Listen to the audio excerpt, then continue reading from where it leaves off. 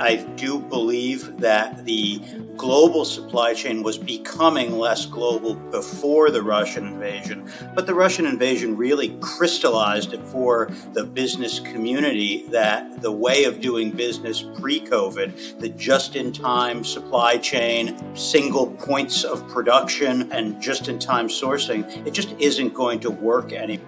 This is Tom Fox, and that was Mike Walsh, who together with David Simon, both attorneys at Foley Lardner, joined me for a special two-part exploration of the disruption to the global supply chain and why the global supply chain will never be the same.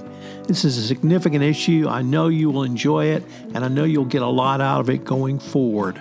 In part one, we take a look at the changes the Russian invasion of Ukraine brought to the global supply chain. We're going to have a quick word from our sponsor, and we'll be right back with Mike Walsh and David Simon.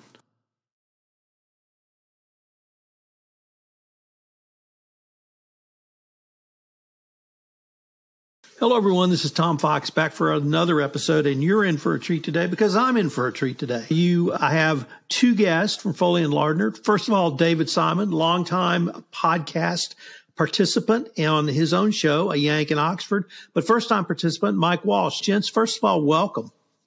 Thanks, Tom. Good to Thank be you, with Tom. you. We are going to talk about an article they wrote entitled Managing Supply Chain Disruption in an Era of Geopolitical Risk. But before we get to that, for our listeners who don't know Mike and or David, Mike, could you tell us your areas of specialty? Sure. My areas of specialty are the Committee on Foreign Investment in the United States, which covers all foreign direct investment in the United States. I also advise on sanctions compliance, the applicability of sanctions to certain lines of business, and also the Uyghur Forced Labor Protection Act, which was passed last December but came into effect this June. And in a nutshell, I try to help companies with international operations seeking to do business in the U.S. and vice versa comply with the various regulatory and national security issues that are associated with and now integral to that line of business. And David, listeners to this podcast will certainly recognize you for your FCPA background and expertise, but your remit is actually broader than that. Can you tell us what are some of your other areas of interest and or specialty? Yeah, generally, Tom, my practice is cross-border, global, international compliance, investigations, and enforcement defense. Mike and I have worked together on a lot of these sort of regulatory challenges that cross between different substantive areas. And since I've been doing my executive MBA, I've been dabbling in all kinds of different areas where I probably don't belong. So one of the reasons I wanted to visit with you guys is that I posit that the Russian invasion changed business forever in 5 key areas, one of which was supply chain.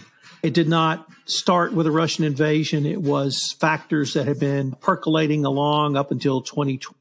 COVID pandemic hit, and then they accelerated exponentially. And it seemed to me the Russian invasion put an exclamation mark on those.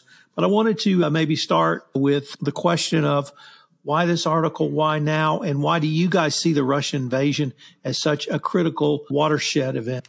Sure. I'm more than happy to start with that. And Tom, I couldn't agree with you more. I do believe that the global supply chain was becoming less global before the Russian invasion, but the Russian invasion really crystallized it for the business community that the way of doing business pre-COVID, the just-in-time supply chain, single points of production, and just-in-time sourcing, it just isn't going to work anymore. And I think the reason why, first of all, COVID showed that over-reliance on single sources was something that was dangerous, because if that single source could no longer produce, whether due to a COVID lockdown or anything, that is something that was not easily or even difficultly replaced in the near term. The second piece of this is I think that what we learned from the Russian invasion is that multilateral sanctions and export controls not only work, they seem to work well, and they are the preferred playbook going forward for governments in times of international conflict. They don't involve shooting guns, and it appears that U.S. businesses and European businesses impacted by the sanctions complied very quickly and pulled up stakes and got out of Russia. So there's no reason business to believe that in the event of a new geopolitical conflict, the same playbook wouldn't be run. So I think the business community is now sensitized, it is now aware, and it is now making changes in light of what is the new economic reality. David? Yeah, I agree with everything Mike said. Really, our sort of global business community has been educated pretty effectively by the sort of 1-2 punch of COVID and the Russia invasion of Ukraine. I think COVID probably was more impactful on the global supply chain. I think it touched almost every company in pretty profound ways. I think there might have been some risk of complacency coming out of that, saying it was a pandemic and we're through it and don't need to worry about it. And Russia may have done the community a favor by reminding them of the vulnerability of the global supply chain and, the importance of thinking beyond considering things beyond commercial considerations and determining what the supply chain looks like. And so I think we've really had an opportunity to learn some lessons. And I know we're going to talk about China quite a bit as we go forward, but to me, this is all preseason for the big game, which is. Yeah, couldn't agree with you more on that, David. Let me split the word geopolitics into geography and politics. And one of the lessons I learned from COVID is I had typically not focused on geography as a risk. Certainly countries could be high risk, corruption, money laundering, et cetera. But we had, with COVID, wide swaths of the world become unavailable to our supply chains, geographic locations, because of the impact of COVID. And even in the variant, which unfortunately got named the South African variant, and it was just a variant that started there, or at least was first identified in South Africa, that impacted supply chains again. And now we're seeing some massive shutdowns, and really not because of the politics, but because of the geography. I was wondering if I could get your thoughts on really how we've now had to start thinking about geography itself as a risk. And you want to start with that, Mike? Sure. I think geography is very important because, quite simply, China is far away from where we are now. And so if there are lockdowns, if there are transportation snarls, there's more of the opportunity there are many more places where your goods cannot get from point A to point B. And I think we saw at the beginning of COVID and still extending into today, this greater push for, it used to be called reshoring. Now I think it's called building up the domestic manufacturing base. It used to be called nearshoring when we would talk about Mexico or Canada or Central and South America. Now I believe everyone is calling it friend. But the need to have the things that business needs close to the United States is become quite apparent. And I think that the geography is tremendously important. And I think that will be a tremendous boon, not only for rebuilding the domestic manufacturing base in the United States, which I think the biggest example of that is the passage of the CHIPS Act, which has billions and billions of dollars to bring the chip making industry back here to the United States. But I think that will also have benefits in Canada, in Mexico, and in Central and South America. And so I think that with the renewed focus on bringing things closer to us, bringing production closer to us, that is an economic boom for the Western Hemisphere. And I think it is going to be extremely important for businesses to think about for the next at least 5, if not 10 years or thereafter. The other part David, let me pick up on this and put a twist on it for you, David.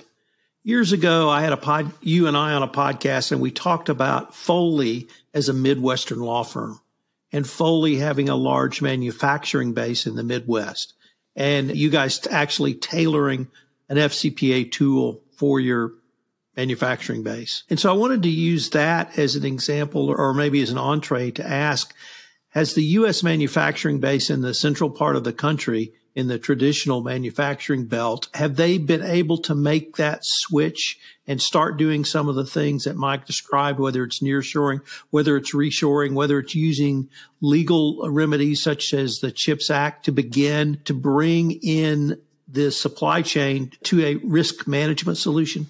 Yeah, look, this isn't a turn on a dime kind of a solution, right? It takes a long time. It took a long time to build up the infrastructure for supporting global businesses in China, and you can't recreate that overnight. You can't bring it back overnight. You mitigate the risk overnight. So this is a long-term project. But I think there's progress being made. I actually saw an article in the Wall Street Journal a couple of months back that reported 350,000 manufacturing jobs having been returned to the U.S., I think in 2022. And the other thing that was interesting, that they did a survey of earnings calls of public companies, and they found the word reshoring was used 12 times more frequently in the last 12 months than in the prior 12 months. Look, I think we're seeing moves in this direction. I don't know how consequential it's going to be right away. I think it's going to take some time, but I think it's starting to happen. The other thing I just wanted to make a comment on the geography point. I know, Tom, you have an ESG interest and an ESG podcast as well, but I think that some of the ESG considerations, and particularly the emissions commitments that companies are making, is another force that's going to drive some of this, right? Shipping product across the world emits a lot of carbon. And that is going to be another factor. Maybe it's not as acute right now as the political piece, but I think that's another force that's going to continue to drive this. In the Trump administration, we saw an increasing, almost exponential increasing use of trade controls and export sanctions under that administration. It continued under the Biden administration. And then the Russian invasion came, and I think I quit counting when we were on our 7th round of sanctions against Russia, Russian oligarchs or Russian-related entities. We still have the big one behind us that we haven't levied, which is secondary sanctions yet. But Western Europe has also put out its own rounds of trade and export control sanctions. And I wanted to ask the impact that you guys have seen or are seeing from these rounds of trade sanctions against Russia for either your clients or the greater economy. And David, we'll start with you this time. This is really a better question for Mike. I'll just say, to set him up, because he was heavily involved in this stuff in the Trump administration. And when we first started talking about these issues together, one of his big messages was, I don't think this is really it's one of the few areas where I don't think it's going to change a lot under the new administration. And he's proven to be absolutely right about that. And it's been a real challenge for our clients. Back to the sort of the teaching moment point, Russia's easy. It's going to get a lot more complicated. So as hard as this has been, and I think a lot of our clients have been challenged by keeping up and keeping track and trying to do the right thing, complying with the sanctions. I think the worst is yet to come. But this is a better topic for Mike. Thanks, David. And I tend to agree. I think the lesson that we learned from the use of sanctions, from the use of export controls, starting in the Trump administration, is that when deployed correctly, they work. Take a look at Huawei. Huawei was riding high. It was ingratiating itself with governments around the world, and targeted severe export controls crippled the company. So they work. I think with Russia, what's interesting about the Russia invasion, as David alluded to, it was pretty easy. It was pretty easy because Russia is not as integrated into the world economy. And so Russia invaded Ukraine. The world quickly concluded that it was a moral outrage. The sanctions came down, and the clients would come and say, how much of Russia do we need to exit? What can we still be doing in Russia, and what can't we be doing? But candidly, most companies came to us and said, how do we get out of here as quickly as humanly possible? And most companies ended up leaving. Many companies had some questions about their own Russian employees, their own Russian subsidiaries, whether they could pay their loyal employees, whether they can help their families, things like that. But it was very much, we're out of here, and how do we save the people who have been loyal to us? And so that was, I don't want to say it was surprising, but that was interesting. The next wave that we saw was companies looking at their broader operations to see whether there was I'll call it Russian oligarch money in any of their cap tables just to make sure that they were in compliance with sanctions. So it prompted companies that don't often think about sanctions compliance beyond regular everyday sanctions compliance to go and take a broader look at their company and make sure they were compliant. And so where we are now is companies are sensitized to the impact of export controls, sensitized to the impact of sanctions. And I think that finally a lot of companies are waking up to the fact that if these same measures are implemented vis-a-vis China for whatever reason, at whatever time, it's not going to be as easy for companies. If they were to come down today, it's not going to be as easy for companies to say, we're out of here just the same way they did with Russia. And so I think what we've found, what David and I have found, is a lot of people are finally beginning to grapple with the complexity of being intertwined with China in and during a time there could be a complete cutoff at any given time. And so I think those are the issues, the geopolitical, the legal, the regulatory, and national security issues that companies are grappling with today. I often laugh to, or probably at, some of my friends in trade compliance during the Trump administration when I would call them at 11 a.m. and I said, what's going to happen this afternoon? I think, however, in retrospect, at least from my perspective, the Trump administration increase in trade sanctions really helped prepare us for this time. And it got people, I think, much more nimble, much more agile, much more able to respond. And my other observation after the Russian invasion is it elevated the director of trade compliance inside a corporation to a much higher profile. Now they occasionally access to the board, which they typically didn't have before. And so people are beginning to see these issues at the board level in a much more holistic way. And David's remarks around reshoring as perhaps an ESG opportunity, I think has given us an entirely new, different perspective. Gentlemen, unfortunately, we're near the end of our time for this episode, but I wanted to thank you again. We're going to link to your profiles and the article in our show notes, and I greatly look forward to continuing this conversation. Thanks, Tom. Thank you, Tom. This is Tom Fox.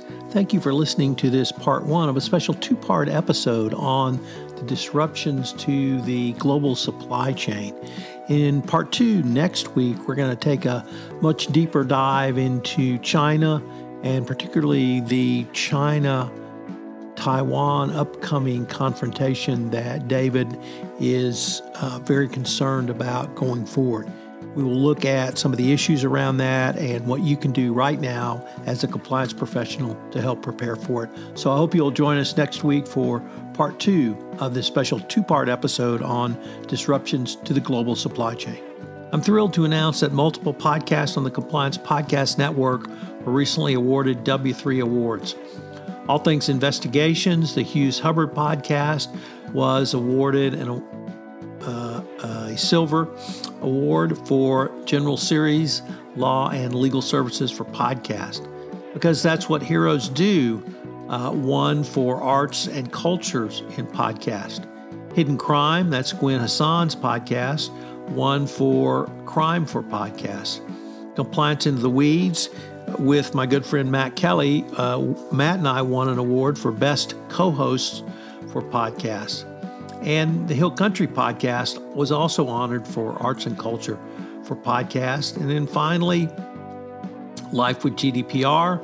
That's my podcast with Jonathan Armstrong for Professional Service for Podcast. And I'm really proud to announce that a gold award was given to Trekking Through Compliance, once again in Arts and Culture for Podcast. So the Compliance Podcast Network continues to garner awards. I hope that you will check out one or more of these podcasts. This is Tom Fox. I hope you'll join me next week on another episode of the FCPA Compliance Report.